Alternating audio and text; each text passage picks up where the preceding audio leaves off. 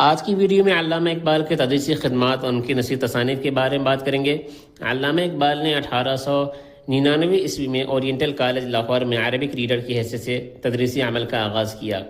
1903 عیسوی میں government college Lahore میں انگریزی و فلسفہ کے پروفیسر کی حیثیت سے تدریسی خدمات انجام دی۔ لندن میں پروفیسر آرنلڈ کی جگہ تقریباً 6 ماہ تک عربی زبان و ادب کی تعلیم دی۔ علامہ اقبال کی نثری تصانیف میں علم الاقتصاد ہے، یہ اقبال کی پہلی نثری کتاب ہے جو پروفیسر آرنلڈ کے مشورے پر تحریر کی 1904 عیسوی میں شائع ہوئی۔ اردو زبان و ادب میں معاشیات کی پہلی کتاب ہے جو 20 ابواب اور 2 حصوں پر مشتمل ہے۔ ایران میں مابعد طبیعیات کا ارتقاء، یہ علامہ اقبال کی پی ایچ ڈی کا مقالہ ہے۔ اور تجدید فکریات اسلام یا تشکیل جدید الہیات اسلامیہ، یہ علامہ اقبال کے خطبات کا مجموعہ ہے جو 1930 عیسوی میں شائع ہوا، اور یہ وہ خطبات ہیں جسے علامہ اقبال نے حیدرآباد، دکن اور علی گڑھ میں اور مدراس میں پیش کیا تھا۔